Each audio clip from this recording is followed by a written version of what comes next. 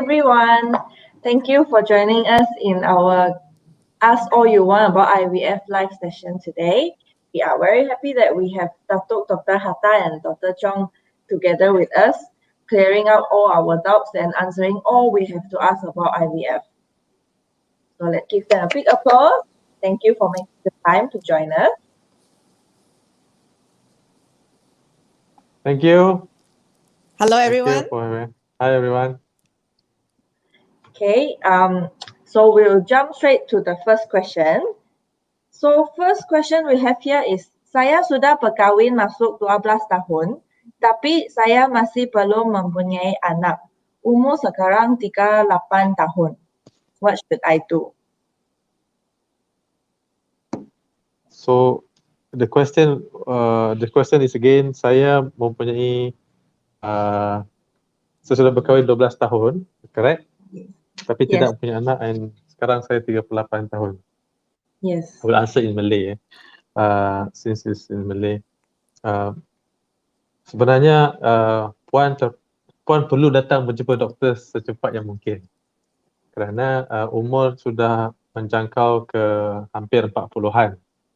Jadi kita tahu bahawa kalau umur kita lebih daripada 35, keupayaan kita untuk mengandung mula menurun. Dan lagi lama kita menunggu atau lagi lama kita mencuba untuk mengandung, lagi rendah kebarangkalian kita untuk mendapat zuriat. Jadi 12 tahun ni memang dah lama lah. Jadi elok puan berjumpa dengan pakar kesuburan secepat yang mungkin. Jangan tunggu sampai umur 40. Pasal kita kena ada beberapa ujian yang kita kena buat. Contohnya ujian air mani suami. Kita juga kena buat ujian darah untuk puan untuk melihat satu jenis hormon dipanggil AMH untuk melihat keupayaan ovary itu untuk mengeluarkan telur dan kuantiti telur tu masih lagi okey ke tidak.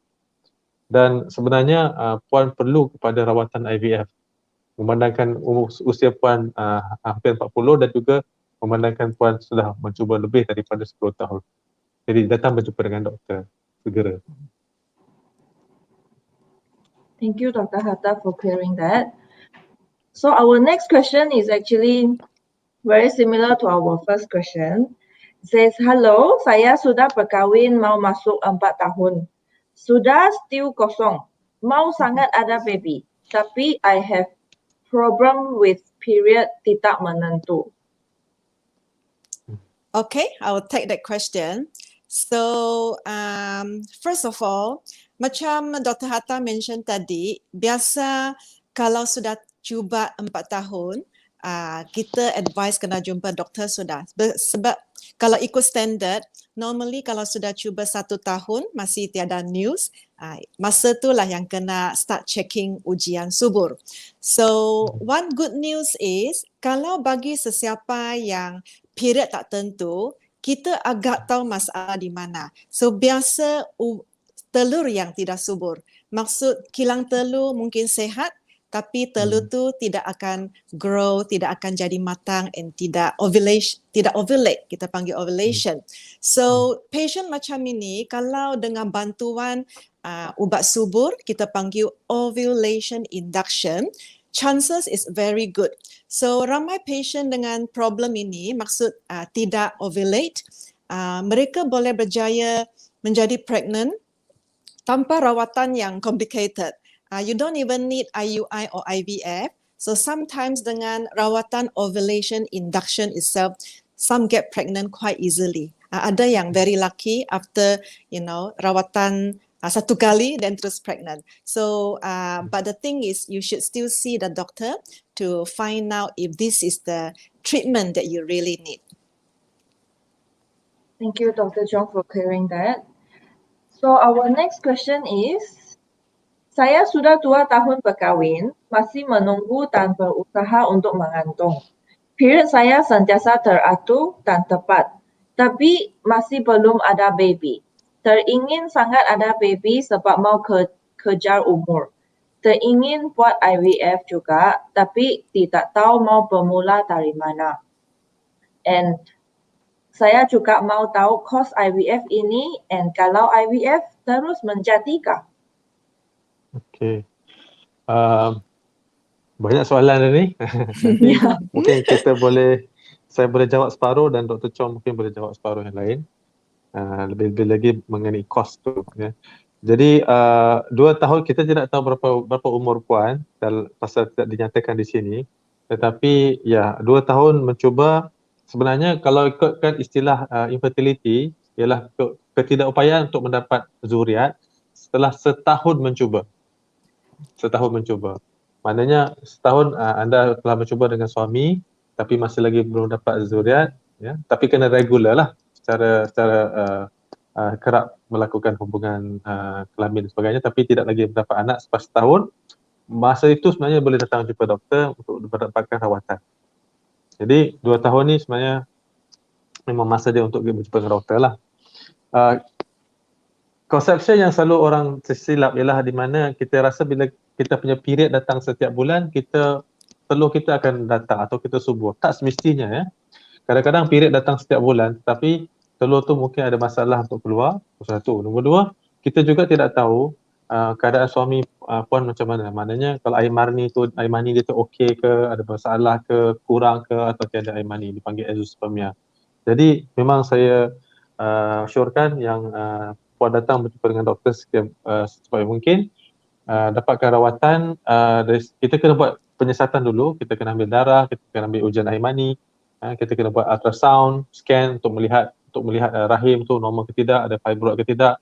Kita kena lihat ovary, scan ovary untuk melihat kalau ada cyst atau bengkak atau sebagainya. Kita juga kena lihat fallopian tube yang luar tu, kalau ada masalah di bengkak atau dipanggil hydrosalpinx, baru kita boleh cerita tengok apa rawatan kita boleh buat.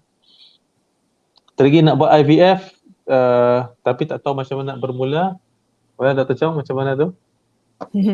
Okay, macam mana nak bermula? So, pertama sekali mesti kena jumpa pakar subur. So, macam I mention just now, kita akan buat pemeriksaan. Kalau untuk perempuan, apart from the ujian hormon subur, kita mesti kena buat satu ultrasound scan. Pasti tak ada tumbuhan, contoh fibroid or ovarian cyst. And sometimes before IVF, suami isteri dua orang pun kena check, kita panggil infective screen, meaning hepatitis B, hepatitis C, HIV and syphilis. So kalau semua ujian dah complete, then kita akan fix satu tarikh. Biasa kita akan mulakan rawatan IVF pada haid hari kedua ke ketiga. So sebelum kita mula, kita mesti perform ini transvaginal ultrasound scan lagi. Pasti uterus, rahim, kilang telur semua okey, baru kita mula. Mula means kita akan ada hormone injection, suntikan hormon selama 10 hingga 12 hari. Dan dalam tempoh ini kita akan buat scan untuk monitor kembangan telur. Kalau let's say selepas 10-12 hari telur dah ready, kita akan buat operation or procedure panggil pungut telur. So this is the whole duration of the treatment. Yeah, I think there's a question about the cost as well, Dr. Maybe I think Michelle we have another question about cost. Remind us to answer that later. So we will answer both standard IVF and low cost IVF. Yeah. Thank you, Dr. Saya Cheong. rasa I think the question is can IVF kalau buat IVF terus saya dapat baby ke doktor? Ini satu soalan yang memang kita dapat every time setiap kali kita buat IVF. Pasal saya dah melalui injection dan saya dengan bayaran kos yang tinggi dan sebagainya, adakah saya garanti untuk mendapat anak terus? Jawapannya tidak, malangnya tidak. Kita tidak boleh pastikan atau garanti yang setiap kali buat IVF tu itulah kita mengandung terus. Ya. Ada banyak faktor yang influence ataupun mempengaruhi kejayaan IVF. Faktor tu antaranya usia wanita itu, usia perempuan itu, usia lelaki juga. Kadang-kadang air mani dia okey ke tidak, ada telur ke tidak, ada rahim, ada fibroid ke, ada cyst, ovary, ada cyst dan sebagainya. So, ini kalau kita datang berjumpa dengan doktor pakar kesuburan, kita boleh bincang lebih lagi dan kita boleh bagi sedikit estimation atau anggaran berapa peratus puan boleh berjaya dengan IVF, ya. So soal jawapan ni bukan kita boleh bagi terus, kita kena tengok keadaan dan keadaan pesakit juga pada masa yang sama. Maybe I'll add a little bit. Antara faktor-faktor yang Dr. Hatta mention tadi, I would say the most important factor is still the umur wanita. So that's why kita selalu advise patient jangan tunggu sampai tua. Because kalau kita ambil average success rate of IVF treatment, biasa maybe about 30 to 40%. So you can see bukan semua yang terus jadi 30 to 40%. Tapi the umur wanita memang penting. Kalau kata you're younger, you may reach even 50-60%. And we know that dari umur 35, peratus ini akan start to come down. You know, from 40 ke 20 begitu. So after 40 years old, bila umur sudah meningkat lebih daripada 40 tahun, the rate akan jadi less than 20%. And at the age of 45, umur 45 is almost 0%.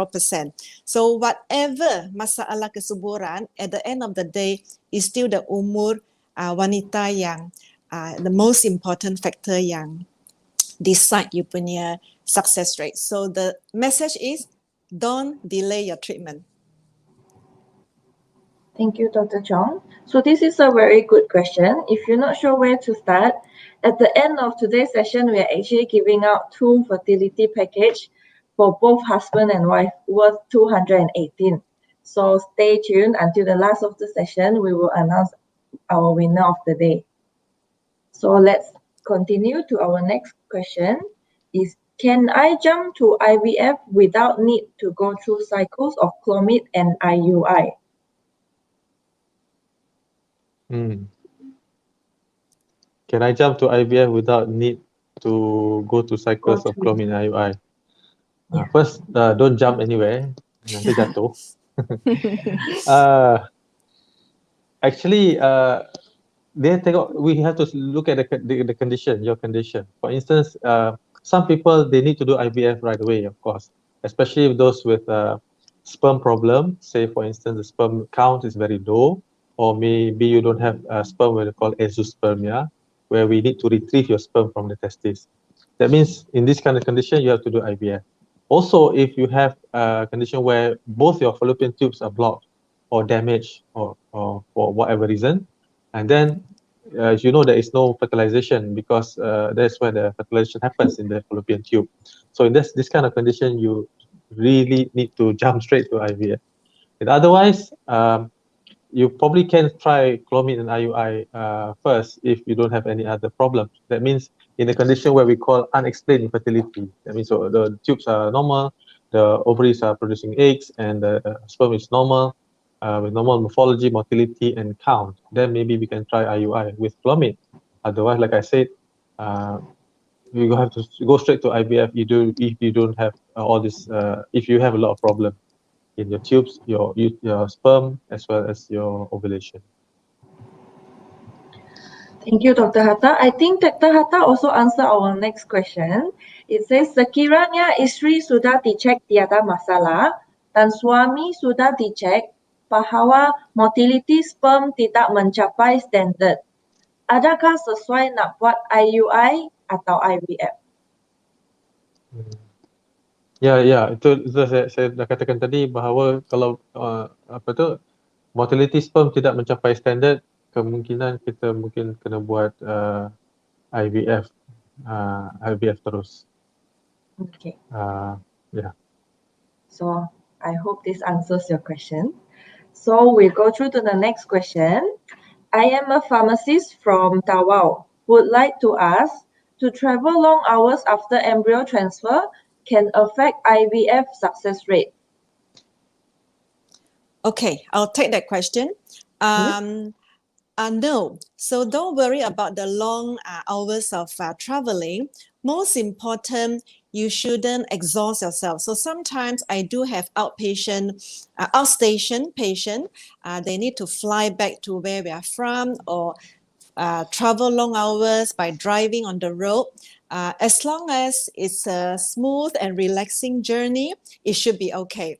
So throughout the journey, just make sure you are not physically too tired, not exhausting. So even flying, it shouldn't be any problem. So most important, keep yourself relaxed, and the mind also relaxed. So the duration of traveling actually shouldn't be a problem. Thank you, Dr. Cheong, for clearing that up. That answers a lot of questions. But we do have a next question is, what are the other factors that can affect IVF successful rate? And is there any supplements that can be taken to improve fertility problems? There are many, I think I take that one, Dr. Chang. But maybe you can Okay. add on the supplement part. Maybe Sure. you can add on the supplement part. What are the factors which affect IVF? Like we mentioned before, there are many factors. All depends on the condition of the husband as well as the wife. But like Dr. Chong mentioned again and again just now, the age of the female patient plays a major role. So if you are, we have studies to many incidents to show that if you are above the age of 35 or 36, the chance of IVF success drops. So that's why we advise you not to wait too long. If you're above 35 or 36, some say that do not wait even 1 year. If you've been trying for the past 6 months but fail to get pregnant, please come and see the fertility specialist as soon as you can. And I think about the supplement bit. Okay, yeah.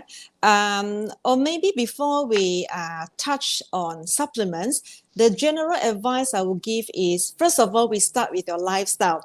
So smoking is number one no. So smoking can damage your egg and sperm quality. So that's number one on the list. I will advise my patient to stop. And the other thing is, if you are underweight or overweight, by normalizing your weight also helps to improve your chances. So for the underweight patient, exercise must be one of the things to do in your list to improve your chances. And a lot of people ask me about diet. They will say, doctor, anything I should take, for my daily diet? Well, the simple answer is, as long as it's a healthy diet, then it's okay. There's no special diet that will, that you really need.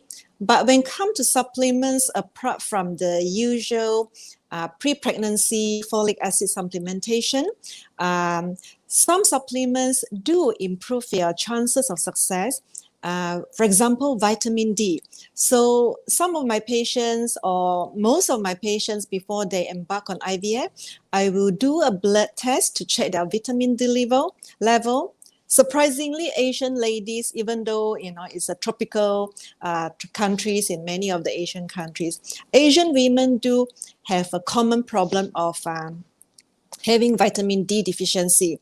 So when you do have low vitamin D, by having vitamin D supplements does improve your pregnancy rates. And the other more special group of ladies, for example, they are older and we are worried about egg quality and egg quantity being not so ideal.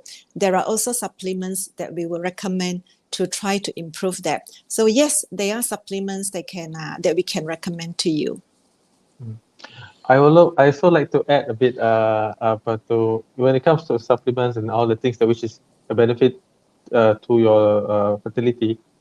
We have actually done a series called Man to Man video series, short sessions with me on how to improve your sperm quality and quantity. But actually, it also helps. It can be used for both couples actually. So in that series, I discussed about the supplements, the things that is good for your sperm, your fertility, things like smoking, obesity, diet, and also lifestyle, which we've mentioned a lot during that series. So I hope that you will go back to our YouTube channel. This is in our YouTube channel. It's also in our Instagram. So you can go back and have a look, and you can probably learn a lot from that series. Promo sikit. Thank you, Dr. Hatta. So yes, all this information and series that Doctor was talking about is available in both our IGTV, our YouTube channel, and also our Facebook with Sabah Care Fertility Center. So feel free to visit our channel. So I'll go to our next question. Saya pernah keguguran dan sampai sekarang belum ada baby lagi. Bagaimana caranya? Adakah patut buat IVF atau makan ubat? Saya pernah keguguran tapi belum baby. So kita kena tengok juga sebab-sebab keguguran tu. Kalau puan mengalami keguguran yang untuk pertama kalinya, selalunya kebarangkalian untuk mengandung secara natural agak bagus, lebih kurang lebih daripada 70%. Tetapi kalau kita mengalami keguguran lebih daripada 2 atau 3 kali berturut-turut, mungkin ada masalah di segi diri sendiri ataupun dari segi rahim yang menyebabkan kita kerap kali gugur. Kita bukan tidak boleh mengandung, tidak. Tapi masalahnya kita tidak boleh orang kata sustain pregnancy tu. Jadi adakah IVF jawapannya? Tidak juga, because IVF sebenarnya dia untuk membuat anda mengandung kalau tidak boleh mengandung. Tapi bagi mereka yang punya keguguran, lebih-lebih lagi yang kerap keguguran, kemungkinan ada beberapa faktor lain yang kita kena tengok. Jadi saya sarankan berjumpa dengan doktor kesuburan anda. Kita ada beberapa ujian kita kena ambil. Kita kena buat scan, kita kena lihat pada rahim, kita kena ambil ujian darah untuk suami dan isteri. Dan kalau ada masalah, kita kena tangani masalah itu terus. Ya. So IVF, kalau IVF boleh menghindarkan keguguran, tidak semestinya. Tetapi kita kena lihat pada faktor-faktor lain juga yang menyebabkan keguguran itu berlaku. Okay? Okay, thank you, Dr. Hatta. So I think our next question is actually for Dr. Cheong. It says here, we have met with Dr. Cheong for consultation this year and decided to proceed with IUI. Both my wife and I have been considered as unexplained since both our results are okay. But because my wife will be 36 next year and due to restricted movement now, should we think about egg freezing?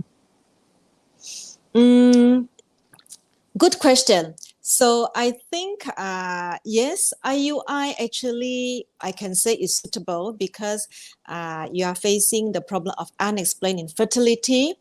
Let's say if we are unable to move on to the food treatment, egg freezing, is it suitable? I think for somebody who is married or with a partner, we prefer to freeze the embryo rather than the egg. Because we tend to see better survival rate for the embryo. Egg freezing, normally we perform more for single ladies, or for some reason the partner is not here with the wife at the moment. So yes, we can start planning for egg retrieval. But when we do egg retrieval and we manage to freeze the embryo, means you will end up receiving IVF treatment rather than IUI. So I hope that answers your question. Thank you, Dr. Cheong, for answering that. I hope that's clear enough for our patient here. So our next question is, Doktor nak tanya, kami pernah treatment IUI tetapi tidak menjadi. Setelah berehat daripada treatment, akhirnya kita dapat conceive naturally. Now our daughter is 4 years old, but we still having difficulty to conceive. Any advice for our next step? Oh, welcome back, Dr. Hatta. I disappeared for a while just now. Sorry. You want to take that question? Or Did you hear my question? No, I didn't hear the question. Sorry. What was the question again? So, kita pernah treatment IUI tapi tidak menjadi. So, selepas berehat, dapat conceive naturally and current children is 4 years old. Tapi still having difficulty to conceive. Any advice for the next step? Kita sudah 4 tahun mencuba. anak sudah 4 tahun. Ini this is what we call secondary infertility. Bermakna dulu pernah ada anak tapi kemudian sukar untuk mendapat anak. Memang kita syorkan supaya berjumpa dengan doktor pakar kesuburan kerana selalunya sebab kenapa secondary infertility ni ialah sebab utama dia selalunya tubal blockage. Jadi kadang-kadang tube tu atau fallopian tube tu mungkin mengalami masalah blockage, ya, ada sumbat sikit. Jadi kami ada beberapa benda yang kita kena buat sebenarnya, antaranya ultrasound untuk melihat tube itu kalau dia bengkak ke tidak. Nombor 2, ada ujian seperti HSG yang perlu dilakukan untuk melihat tube itu adakah dia tersumbat atau tidak. Jadi saya harap puan dapat berjumpa dengan doktor secepat yang mungkin untuk menangani masalah tu. Selalunya orang yang mempunyai secondary infertility ni chance dia untuk mengandung agak bagus, ya, sebab dia pernah mengandung dahulu. So jangan tunggu lama-lama, datang berjumpa dengan doktor. So thank you Dr. Hatta for the clear explanation. So for our next question, I think I should group these two together because they are very similar. First question is, saya umur 37. Adakah percentage untuk treatment IVF still okay? Next question is, umur saya 43, saya ambil jarum untuk menampakkan telur dan buat IUI sekarang. Ada harapankah untuk saya pregnant? Okay, so for the first question, like I mentioned just now, IVF average success rate is 30 to 40%, but from the age of 35, it starts to drop. So at the age of 37, we are still looking at a reasonably good result, maybe still around 30%. So definitely, you still have a good chance. At the age of 43, yes, the success rate is lower now. Maybe we're talking about 10 to 20% from IVF, and knowing that pregnancy rate of IUI is almost half of IVF, so we will be looking at a lower success rate than 10-20% if the treatment is from IUI. So if IUI masih tidak berjaya, kita memang encourage to move on to IVF sebab chances dia adalah lebih tinggi daripada rawatan IUI. Thank you, Dr. Cheong. So our next question is, berapa lama procedure untuk buat IVF? Procedure IVF tu lebih kurang, it will take about, the whole process will probably take about 1 month. Dia merangkumi 10 hingga 12 hari injection hormon untuk merangsangkan ovary untuk mengeluarkan telur yang banyak. Kemudian proses pungutan telur itu mengambil sekejap saja, 10 hingga 30 minit. Tetapi kita akan bagi bius supaya puan tidak akan rasa sakit semasa itu. Dan selalunya kita akan pindahkan balik embrio tu balik ke dalam rahim puan selepas hari yang kelima. So itu dah mengambil lebih kurang 20 lebih hari. Kemudian kita akan bagi ubat masuk ke dalam faraj, itu puan yang buat sendiri untuk 14 hari. Pada akhir 14 hari itu kita cek darah untuk lihat puan mengandung ke tidak. Jadi kalau dikatakan, dikirakan proses keseluruhan daripada injection sampai ke tarikh kita ambil darah untuk melihat mengandung ke tidak itu mengambil lebih kurang 28 hingga 30 hari. Yes. Yeah, thank you, Dr. Hatta. We've learned a lot. So my next question here is incentive from EPF for fertility treatment. Doctor, can you tell me more about that? Yes, I think we received good news that now we are allowed to use our EPF money for fertility treatment, not just IVF, but also IUI. And the process is very simple. You can either go to the office, and now I think, because of the MCO, you can download it from the EPF website. There are a few forms to fill, and there are 2 sheets of forms that is for doctor to fill. It's quite easy. So we will fill up some investigation results and details of the treatment, and you just need to submit this to EPF office with the payment receipt, and you can withdraw the money to fund your treatment. Oh, this is a very good news for a lot of people. So Yes. thank you for the good news. So the next question is, Doctor, can you tell me what is the main difference between standard IVF and low-cost IVF? Dr. Hatta, you want to take the first one? Then I will continue. Standard IVF. Well, the standard IVF, like I mentioned before just now, it consists of injections of hormones for between 10 to 12 days because we want to stimulate your ovary to produce eggs. So that injection is actually done by yourself. It uses a pen, something like this. Something like this pen where you inject subcutaneously. We will teach you how to inject the medication so that you can do it yourself at home. And you have to also come in for scans, ultrasound scans for about 2 to 3 times. And it also involves, at the end, when the eggs are ready, we will collect the eggs. And after that, when it forms embryos, we will put back 1 or 2 breast embryos back into uterus. If there's any excess embryos, we can freeze them. So this is what we call freezing of the embryos. For instance, if the particular IVF cycle did not work, you have the excess embryos which is stored in freezing, which you can use the next time. So you don't have to repeat the whole IVF cycle. You don't have to go for another 10 to 12 days of injection. What we do is we take the frozen embryo from the storage and just put back into your uterus when you want to get pregnant. This is called frozen embryo transfer. So a standard IVF consists of these steps, including frozen embryos.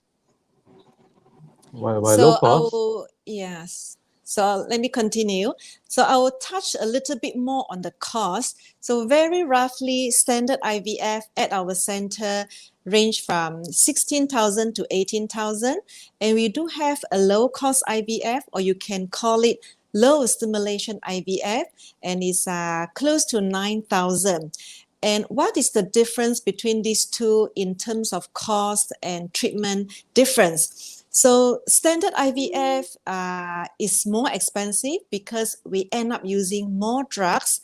More drugs, stronger drugs means we trying to get more eggs so that we may have extra embryo that can be frozen after the first embryo transfer, and you may have extra frozen embryos for your second round and third round of treatment. So you can say that one egg collection may produce enough embryo for a few rounds of embryo transfer. The main difference between standard and low cost, and the reason why we can save the treatment cost because the drug cost is less. Drug cost less also means the dosage is less. So when we use milder dosage of medicine, also means that we are only retrieving a very few number of eggs. In other words, one round of egg collection probably enough for one time embryo transfer, meaning most of the time we don't have extra embryos to be frozen. Even though if you look at overall, standard may be more worthy in the long run because you can retrieve a few more embryos at the one egg collection. But low cost, we have this package, especially for those with low budget, because there are few very suitable candidates. For example, younger patients, when their egg quality is good, even though we manage to get only 1 or 2 eggs or 1 or 2 embryos, but sometimes they produce very beautiful embryo and they can even get pregnant after one attempt. And the other suitable group of patients is those with sperm factor, because we know that IVF and ICSI can overcome the sperm problem. So hopefully the wife doesn't have any issue with egg quality. So even though we can only manage to get very few number of eggs, but with the good egg quality, they can still perform quite well. So these are the two so-called packages available at our center. Thank you, Dr. Cheong. So that gives a very good explanation of standard and low-cost IVF. Thank you very much. So I'll jump to our next round of question is, saya ada buat ujian hormon. dan detect premature menopause. Saya period setiap bulan dan adakah saya masih boleh hamil secara nature? Maybe you want to take that one, Dr. Cheong? Yes, kalau premature menopause, sepatutnya chances untuk kita subur ataupun ovulate ialah sangat rendah. Tapi tidak maksud is 0%. I do have one very lucky patient. I can even call it a miracle case. Umur dia baru 28. And then at this young age, she is diagnosed to have premature menopause. Of course, masa tu kalau kilang telur sudah berhenti menghasilkan telur, the only option for her is go through egg donation. And then I think 1 year later, she called me and informed me a good news that she got pregnant naturally. So even though the chances is very low, maybe baru like few percent to even like 1%, but boleh kata bukan 0%. So there is still a very small chance of getting pregnant naturally, but majority of the time, you probably need to resort to either adoption or IVF with egg donation. Thank you, Dr. Cheong. Well, moral of the story, always stay positive and hopeful. Agree. Yes. So our last question of the day is, someone here is asking, Malaysia law must have ROM or allow partner to do IVF treatment? ROM, I don't understand what I don't. Like, understand. is it must have legally married or just de facto partner can do IVF treatment? I think register of marriage, is it? Yes. Register. When you ask about the Malaysian law, the government is in the midst of drafting a bill on a law on ART, as assisted reproductive technology or therapy. So for now, we are still waiting for Parliament to sit and to discuss about the law. But until then, we would say that it is good that you have a legal partner in order to get the IVF treatment. But having said that, there are some centers, if I'm not mistaken, also do take a donor sperms or eggs, and do practice egg or sperm donation. So up to now, that's one. Number two is, in the Islamic law, of course, must be a legal union between both husband and wife for them to go about doing IVF or any of ART procedures. So in that context, yes, you must be legally married in Islam for you to embark yourself in the IVF treatment. That's as much as I can say about it. Maybe you don't like to add, Dr. Cheong? Yeah, just a few more words. Yes, we don't really have a law at the moment. So what we practice is we follow the guideline, which is for the Fertility Society. We do follow the guideline, and I would say the general consensus is most of us will treat only married couples. So meaning to say, for the moment, we do not give treatment to single partner. So that is clear enough. Thank you, Doctor. So that rounds up our Q&A session. So now it's the happiest time of this session. We should pick 2 lucky winners of the day. So please respond and say hi by commenting to let us know that you are here in order to collect this prize. So our first winner is Alina Mat Yusof. Please let us know if you are here, so you can win this fantastic screening package. Alina Mat Yusof.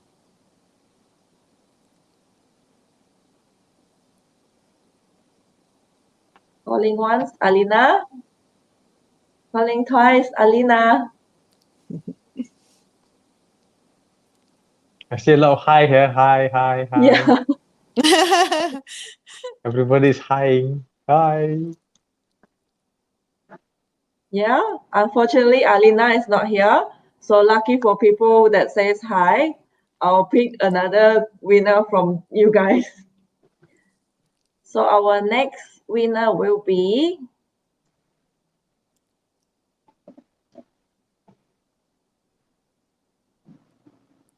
Tan Ken. Tan Ken? Please say hi. Yeah. Is Hi. that you, Tan Ken? Ah, Hi, Tan congratulations. Ken. Congratulations. It looks like a Congratulations, Tan Ken. You will be Brazil receiving football club. a screening package for both husband and wife with a value of 218. So we will PM you for more details and keep in touch. Congratulations again, Tan Ken. So our next and final winner of the day will be Izzati Murad. let me just Can I pick one? yes, Dr. Hatta, pick one. I think I see Izzati Murad here saying hi 3, 4, 5, 6, 7 times. Izzati Murad. Ah, Ah, Congratulations, Izzati Murad. congratulations. congratulations. So we have our two winners of the day, Tan Ken and Izzati Murad. Both of you will be receiving a screening package from us with a value of 218, which includes sperm analysis and hormone tests for both husband and wife. So we'll PM you for more details and keep in touch. Thanks again for Dr. Cheong and Dr. Hatta for sharing us so many information. And Thank you. any conclusion of the day, apart from do not lose hope? Yeah. Do not delay treatment. Do it while you're young. Jangan tunggu lama-lama. Do not delay treatment. Jangan tunggu lama-lama. Jumpa dengan doktor segera. Okay. So anyone, if you have any more questions, feel free to WhatsApp us or just PM us in our Facebook, follow our channel, and I hope you guys enjoy this and find this very informative. Thank you once again. So we conclude this. Thank you. Bye. Bye. Bye.